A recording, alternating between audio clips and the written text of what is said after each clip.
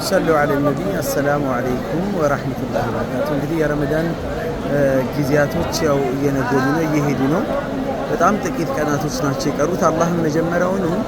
አያም ማዕዱዳት በጣም ጥቂት ቀናቶች በጣት የሚቆጠሩ ትንሽ ቀናቶች ናቸው ብሎ ነግሮን ነበረ እንግዲህ የተጠቀመበት ሰው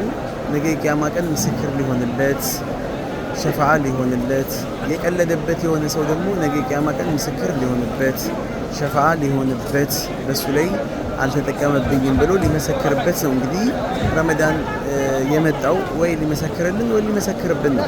ስለዚህ አሁንም ቢሆን አረፈደም ጊዜው ገና ነው እነዚህ ቀናቶች ውድ ቀናቶች ናቸው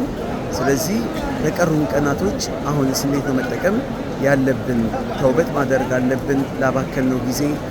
ላጠፋነው ጊዜ ወክ በማድረግ ሻይ ቡና በማለት ሐታ እዚህ ሀገር እንኳን እንድንመጣ አላህ ወፍቆን ሲያበቃ በአግባቡ ሳንጠቀምበት ቀርተን ያባከነው ጊዜ በጣም ያሳዝናል እና ተውበት ማድረግ አለብን ወደ አላህ መመለስ አለብን የቀሩ ጊዜያቶችን በደንብ አድርገን በአግባቡ መጠቀም መቻል ይኖርብናል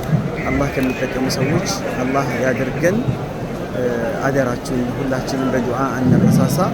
السلام عليكم ورحمة الله وبركاته